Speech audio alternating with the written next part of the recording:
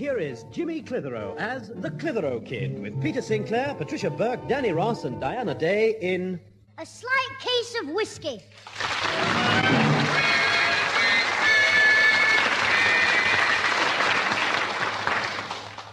Woke up, get your bargains out. Honest Jim's the name. I've been standing on this market for over 30 years and my feet are killing me. Aye, that's a good one. Oh, dear, my feet are killing me. Yeah, not my feet, Jimmy's feet. Well, no, not his feet either, because he's only pretending, but it's a good one. Alfie, don't encourage him. He's driven us all mad with his buying and selling. Here's today's special offer. One lady's maxi skirt containing one unwanted sister. No reasonable offer refused. All right, Jimmy, you can cut that out. Well, she's jealous, ma'am. Just because I'm clever at doing business and making money. Honestly, all that fuss when I did up that old rocking horse I bought and sold it for $5 bob profit. Susan was entitled to make a fuss. You'd no right to use her hairpiece for the horse's tail. Well, it looked better on the horse than it does on her. That'll do. But, ma'am, I only borrowed a bit of it. And anyway, when I'd finished the horse, I did offer to let our Susan have a free ride on it. Yes, while the paint was still wet. Yeah, you couldn't ride if the paint was wet. You could get it all over your beard and stick on you. You'd be stuck on it. Not fond of it. I mean, it's stuck on his back with the paint. Sticky. We'd need a blow lamp to get you off. Woke up, folks. The goods are cheap and the jokes are free. Oh, with every bargain you buy, I get plenty of stamps. Well, what sort of stamp? In our Susan's case, all over her foot. He's asking for a smack, Mother. Jimmy, behave yourself. No. What's all the bother? Come on in, Higgy. Thanks, Pete. I don't know what the bother is, but I bet I know who's causing it. Hello, Mr. Higginbottom. Hello, Master Troublemaker. Pat, Higgy thinks we've won a few quid each in the bowling club sweep. We're going to collect it, so we'll be back in about an hour. Well, Susan and I'll be out. We're going to see Auntie Ethel in the convalescent home. Yes, and I'm taking Jimmy to the open market to get him some shirts for a friend. No, not Jimmy some shirts. I meant my dad. No, not taking my dad to the market. You see, I got my bonus at work today and drew nearly 30 quid. And when I told Jimmy, he said my wallet would be heavy and he offered to carry it for me. It was a joke. Cheerio. Alfie, how often do they have to change your batteries? Oh, that'll do. Come on, Higgy. Cheerio, Pat. Bye, Father. Cheerio, Mr. Higginbottom. Cheerio, Mrs. Susan. So long, Charlie Claw Clitheroe. Ta-ra, happy Horatio Higginbottom. Yeah, my dad's funny enough. Not funny, although he does make you laugh. Funny about his birthday presents. He always asks for shirts. Every birthday, all he wants is shirts, so that's what he gets. Shirts. Well, he's only like Mr. Higginbottom. Ozzy once told me. His dad gets the same thing every birthday as well. What does he get? He gets drunk.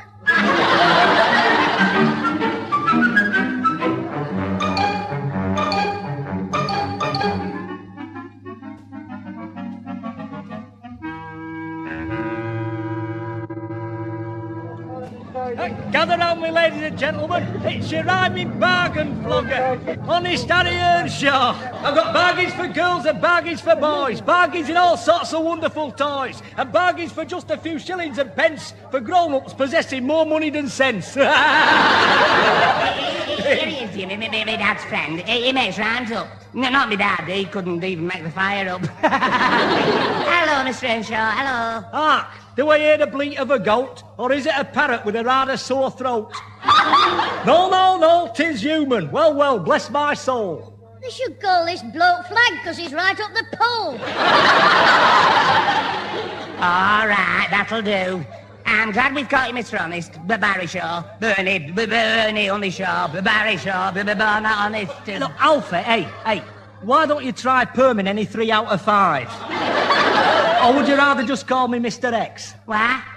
No, not Y, X. Look, Alfie, I've got to load the van and be on my way. Well, what's the hurry? I'm the Harry, aren't I, Mr. Earnshaw? Hey? Ow!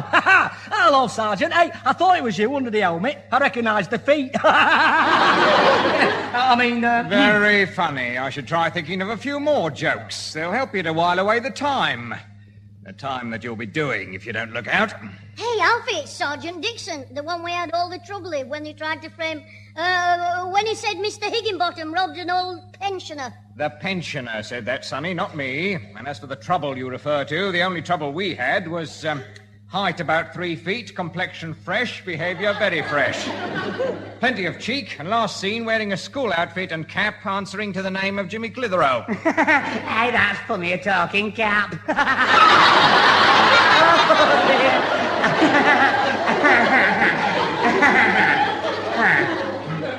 I'm sorry, Sergeant. Reginald Dixon. Did you want to work with Mr. Earnshaw?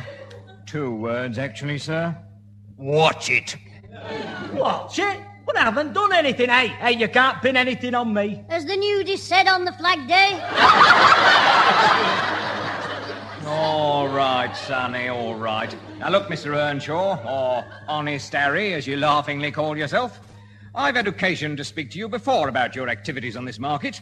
For a start, there were the bottles of cough cure that turned up 2 weeks later as stain remover. Well, it was a pure accident, that. The printer sent me the wrong labels. His shirts are very good. And there were those genuine old Wedgwood plates made in plastic. Yeah, well, that's true, that. Yeah, I got them off Bertie Wedgwood in Bootle. Do you know what, he's 85 if he's a day, is. There's nothing wrong with Mr. Earnshaw's shirts. And what about the 7-pound bags of powdered hops for making instant beer? Well, I'll admit I was a mug there. No, I bought them bags in all good faith. And anyway, as the medical officer of health said afterwards, chopped up nettles are quite harmless, really. My dad won't go anywhere else for his shirts. He'll be going to Strangeways jail for him by the sound of it. Well, I'll be on my way now, Mr. Earnshaw. Oh, no, Sergeant. Hey, I've got a better idea. Why don't you stop here a bit longer and then arrest yourself for loitering? I warned you. If you get up to any more tricks, you won't be so lucky next time. I'll be off now. Evening, all. Evening, Sergeant. Alfie, say night-night to Sergeant Flatfoot. Night-night, Sergeant Footflat. Shut up. Oh, the big ape. Go on, you know, he's really shook me up, he has. Hey, where's that bottle? Here we are. Right. Hey, look, Jimmy, they're all under that paper. Bottles of whiskey, doesn't it have them? Yeah, right. Alfie, if there's such a thing as a whiskey bird, I think we found its nest. It's a drop of good stuff, this Island Glory whiskey. As I said to a customer only this morning, it warms up a Scotsman right down to his sporran. Okay. But you've got a lot there. Where did you get it from? Well, look, if you'll promise not to tell anybody. It's a load I picked up for next to nothing. Bankrupt stock, they call it. Somebody selling cheap, you know, to raise some cash. I got it from Bradford Street Warehouse. Hey, but keep it to yourselves, the pair of you. Our lips will be sealed if you'll give us the price of the glue. Oh, shut up. You mean you don't want anybody to know you're selling it? Yeah, especially that big useless copper that was here just now. Look, I don't think I should be reselling spirits without a licence. Hey, Alfie, your dad's fond of a drop of good whiskey, isn't he? Oh, yeah, and my mum. But I don't mean he's fond of my mum as well. Well, I mean, he is. Yes, if he is, or he wouldn't have married her. I mean, but she is too. Well, not too. Well, as well. She likes a little nip. Well, the next time I'm round your way, I'll nip her. I mean a nip of whiskey. I'll give me Dad a bottle of that as well as a shirt. How much is it? 35 bob a bottle. 35 bob? Nobody'd be daft enough to pay you that much, not even Alfie. You what? You'd have to pay 50 bob for that in the shops. Would you? Yeah, of course. That's why I'm flogging them cheap, see, to get rid of them quick, because I need the cash. Now, you take that case there. Now, there's 12 bottles in it, and if I had nothing else to do, I'd sell that lot tonight for £2 a piece, well under the shop price, and make £3 profit in the bargain. As easy as that? Yeah, of course it is. You'd have them queuing up for it. Yeah. Alfie, how much wages did you say you got today? Including my bonus, about £30. Why? We're going into business. My brains and your money. Yes, Alfie, by this time tomorrow, we'll be in the money. We'll be rich. Look, Jimmy, when I shout come here, I mean come here. Now, don't go away again. Come here. Yes, ma'am, I've come here. What do you want? I want you to go to that grocer who keeps open late on Friday night. I need some self-raising flour. Yes, ma'am, in a few minutes. Alfie and I are just talking to me granddad and Mr. Higginbottom in the garden. I don't care if you're playing them at croquet in the garden. You're going to fetch me that self-raising flour. But, ma'am, all you've got to do is ring the shop. I mean, if the flour's clever enough to raise itself, surely it can deliver it. Ha ha, you and your funny jokes. Ho, ho, you and your funny face. I suppose you think you're clever. Well, I'm cleverer than you. I can stop telling me funny jokes whenever I like, but you can't stop your face making us laugh. Well, that'll do. Here's the money for the flour, a 10-bob piece. Now, off you go. I didn't quite catch that last bit. Was it keep the change? Look. Just go for the flour, will you? Go. Go. And no stopping to talk to Alfie. Oh, you can leave Alfie to me, Mother. I'm going out to have a word with him in a minute about that £30 he got in his wage packet today. Hey? Alfie's money? What's it got to do with you? Well, it's none of your business, really. But I'm going to take him into town tomorrow to buy a new coat. Well, the one he's got now is a disgrace. But you can't do that. Why not? Because he's bought a case of... in case he's bought something else with it. He doesn't need to wear a coat till the winter, and by then we'll have sold what? Sold and healed me granddad's shoes. I collected them for him at dinner time. I know.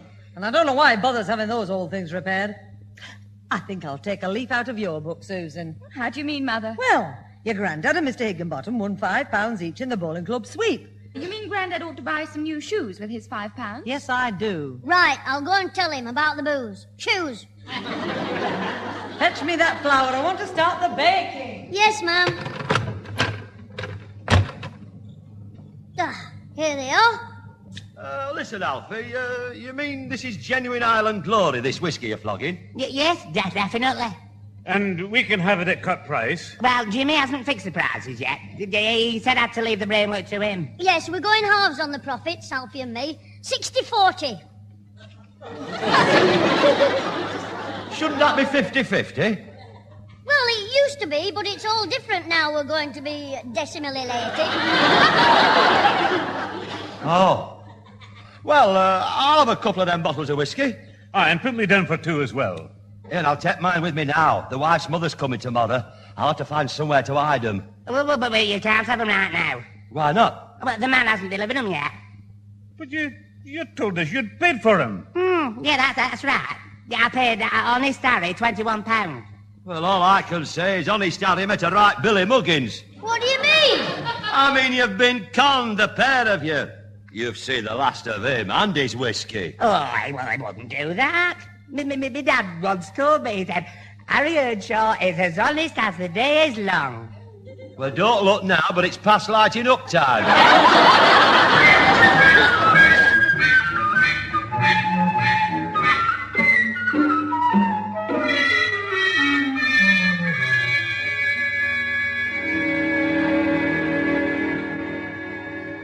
Now, let's see how much I've made so far. I sold 2 bottles to me granddad at 3 bob profit each. That's 6 shillings. 1 bottle to Mr. Whittle.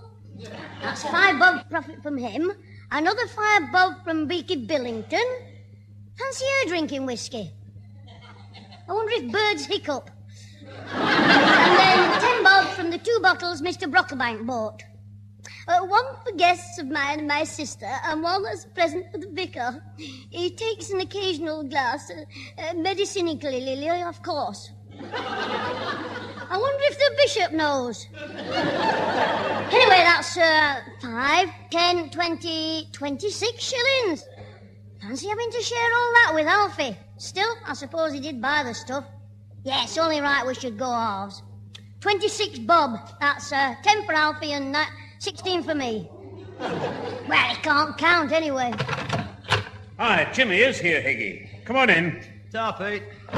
Well, Clitheroe, if you've got any of that whiskey left, I'll have a bottle or 2. In fact, I'll have 3. We've got another mug, Grandad. What was that? Well, you said only mugs buy whiskey they haven't seen, and you haven't seen mine. It's under the bed. Jimmy, don't be cheeky. Oh, it's all right, Pete. He's having a little joke. Well, son, I'll have 3 bottles of whiskey, even though I haven't seen it, at 38 bob a bottle. That's, £2.5 a bottle. It's getting scarce now. We've only got 6 bottles left. What? You charged your grandad 38 bob? Yes, well, he's me grandad. You're no relation. I'm happy to say. You are? I'm happy you say you want 3 bottles. Now, look, Jimmy, you didn't charge Whittle £2.5. Oh, all right. You can have them for £2 each, Mr. Higginbottom. I should think so, no. Right, let's see the bottles of whiskey. Let's see your money. I'll get them while you count out the money. Oh, there you are. Oh, I'm trying to phone you in, Jimmy. I've had a terrible shock. You saw Mr. Higginbottom's face? Yes, that's right. No, it isn't. Well, it is, but that's not it. His face, I mean. Not his face. It is his. But the shock isn't, I mean, him, I mean. Alfie, just think of what you want to say and then shut up. Not funny. It's about the whiskey. Don't worry, we've only got 3 bottles left to sell. Higginbottom bought 3. He's left them in the pantry until he and me grandad get back from the lunchtime session at the Rose and Crown. Then he'll think he's got 6 bottles. You just missed them. Oh, yeah, well, it wasn't my fault, though. Well, it was that I missed them, but not that I nearly hit them. It was Higginbottom's fault. He pulled away from the curb without signalling. His taxi did. And I was passing him to pull in here, but I had to stop to let him pull out, but I couldn't. To stop, I mean. Well, I did, but not on the road. I stopped on the pavement. I see. I think. And that's when you got the shock? Yes, no, well, I did, but that's not the one I mean. That was the whiskey from my Uncle Charlie. No, not the whiskey from him, the shock. Whoa, boy. Your Uncle Charlie told you something. Yeah, but he works on the boilers at the police station. Well, you knew that. Why did he have to tell you again? No, he didn't tell me that. Oh, you're getting things confused. Oh, I'm very sorry. You daft looking... He told me that the whiskey was stolen. Don't be daft. I've just seen it under me... You what? You mean Honest Harry pinched it? Yes, it was from Bradford Street Warehouse, and that's where the robbery was. My Uncle Charlie heard the coppers on about it. A lorry full his head. Oh, what are we going to do? We? Don't drag me into it. I didn't go and buy stolen whiskey from Honest Harry. You did. Well, you're twisting, blooming. Wait a minute. You were selling it, though, and that's worse. You sold 9 bottles of stolen whiskey. Yes, but I mean... You're right, Alfie. We're in trouble. Listen, we'll have to get it back and then get rid of it. You get it back? Yeah. If the police ask them where they bought it, they'll say from us. Oh, no, they won't. They'll say from you. It's the same thing. Or it will be after I've finished talking to the coppers. All right.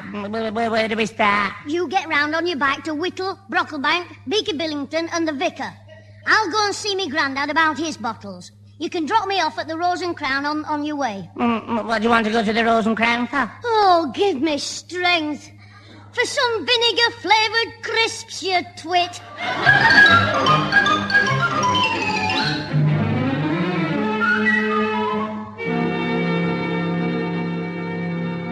Hello. Can you hear me now? This blooming line's shocking. That's better. Listen, this is Bert Craddock from the Rose and Crown here. Hold on a minute. I'm just on the phone. Hello, yes? Yeah, that's right. Well, I haven't had me 24 crates of stout. We'll be running short soon. You what? Well, I know they should have been delivered today. That's why I'm ringing. All right, I won't be long. What? No, I was shouting to somebody in the snug.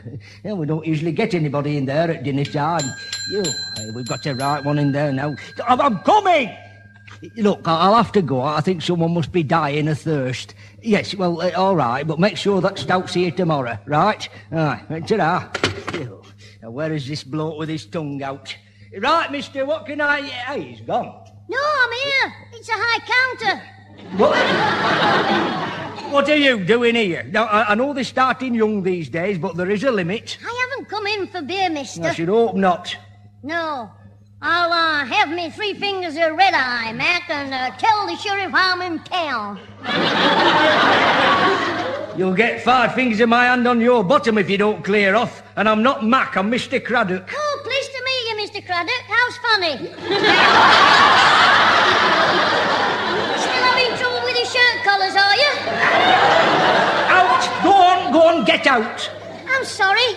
Mister, I've come to see me Grandad. He's in trouble. I can see that he's got you for a grandson. No, this is serious. Where can I find him? Who is he? Me Grandad, you Oh, Mr. Sinclair. He's with Mr. Higginbottom here somewhere. Oh, the Scots fella. Yes, I know him all right. You should do. You get all his money. Where is he? He's in the billiard room playing snooker with Higginbottom. Oh, thanks. Through there, is it? Hey, wait a minute. You can't go in there. You're under 18. So what? I'm going to see me Grandad not get married. I told you, you can't go in there. Now, I'll tell him to come out. If you tell him to leave, he'll think it's closing time and faint. Yeah, well, wait till I get round there. I'll teach you. How about that for a shot, Higgy? Grandad, I've got to Lucky see old you. Scott Saucer's a snooker player. What are you doing here, Clitheroe? Jimmy, what's the idea of coming in a pub? I had to see you, Grandad, and by the time you get home, it might be too late. You could be right. The way he's winning free beer off me, he'd probably float home. Now that'll do, Higgy. All right, Jimmy. Now, what is it? It's a message from Alfie. You see, Alfie made a mistake. Ah, so did Alfie's father. He should have swapped him for a pup. Oh, shut up, Higgy. Yes, Mr. Higginbottom, Alfie doesn't say rotten things about you. He thinks you're clever. Oh, does he? Yes, only last week he said, whatever anyone talks about, Mr. Higginbottom knows it all. Look, get lost. Go on. Now, look, Mr. Sinclair, we can't have boys in the billiard room, so will you tell this young grandson of yours to go home? All right, Bert, I'll see to it. Now then, Jimmy, what's the message you've got for me? Well, it's for Mr. Higginbottom as well. It's about the whiskey. The whiskey? Now, look, if you or that bird brain hall think you're getting it back to flock to somebody else, forget it. I bought that whiskey and I'm going to keep it. It's mine. Well, it might take you a long time to drink it. About 5 years. Unless they have Christmas parties in Dartmoor. What are you talking about? Alfie's Uncle Charlie said that whiskey was stolen. What? You little Oh, I'll string you up, you and Alfie all, the stupid, dozy, brainless nit. You were right, Grandad. Mr. Higginbottom does get nasty in drink.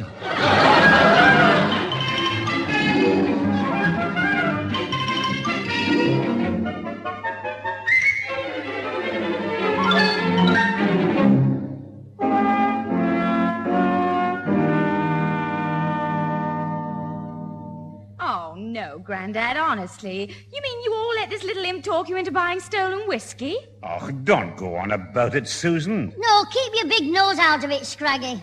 Or I'll stick it in one of them bottles. Shut up, you. Pete, let me break the bottles over his head. All except one. I'll save that for Alfie Hall, the talking ape. It's not Alfie's fault. No, our teacher said we all sprung from apes. Alfie just didn't spring far enough. Oh, good. You're back home, Father. I've got a message for you. Not you as well, ma'am. You what? Never mind, Pat. What is it? Have you been buying some whiskey? Whiskey? Yes, they have, Mother. Our Jimmy's... Stop it, Jimmy. Now, Susan, keep quiet. Please. So you have bought some. He was right. Who was right, Mrs.? Sergeant Dixon. I saw him at the end of the road and he said he was coming to see Father about some whiskey. That's it, Peter. That's it. If the cops are on to us, we'll have to get rid of it. What do you mean? Well, thanks to our Jimmy, both of them and Alfie have bought stolen whiskey. Oh, no. When's the sergeant coming, Pat? Any minute. He was talking to Mr. Relton at the end of our street, and he said he was coming here to see you about some whiskey you'd bought in the market. It's Alfie, blabbermouth. He must have told him. He's turned Queen's evidence and shopped us. Come on, Peter, we'll have to get rid of that whiskey before Dixon gets here. Don't be daft. Even me Grandad can't drink whiskey that fast. One more funny remark from you, my lad, and Dixon will be arresting me for murder. Oh, it wouldn't be murder. It'd be pest extermination.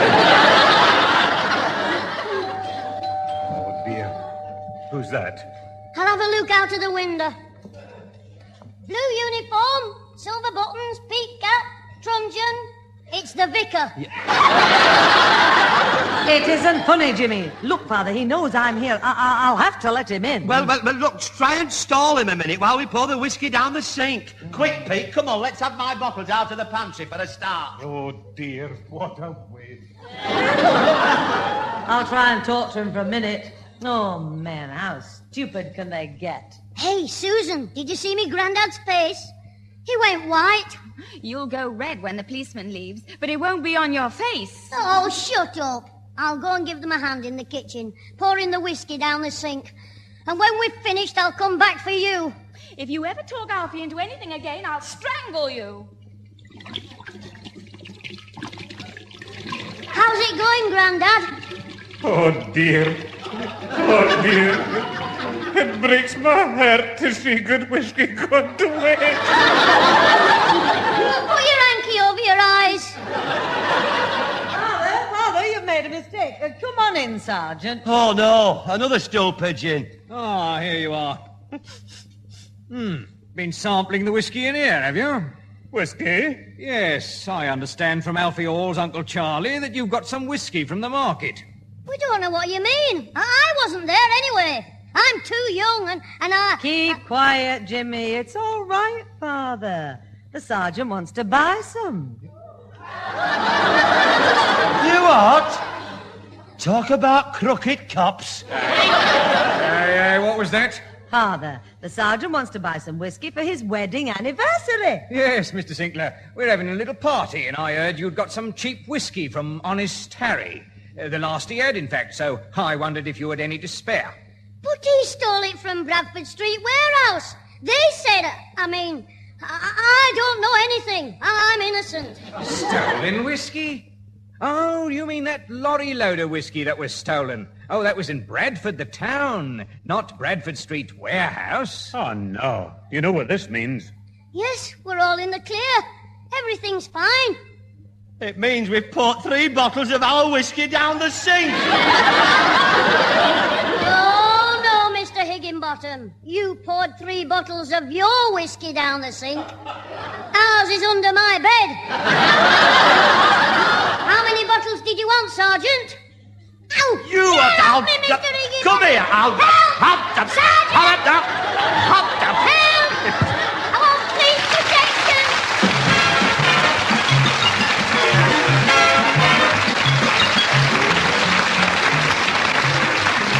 Those involved with the Clitheroe Kids this week were Peter Sinclair as grandfather, Patricia Burke as mother, Danny Ross as Alfie Hall, Diana Day as Susan, Tony Melody as Mr. Higginbottom, Colin Edwin as Honest Harry and the barman, and John Graham as Sergeant Dixon. The recorded programme was written by James Casey and Frank Roscoe, produced by James Casey, and starred Jimmy Clitheroe as the kid himself.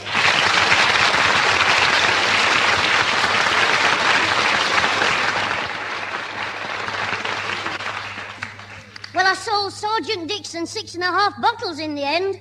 3 I had under the bed, and 3.5 that Alfie got back from our customers. He would have got 4, only the vicar had drunk half of his. He must have been ill. Probably got a chill in the pulpit.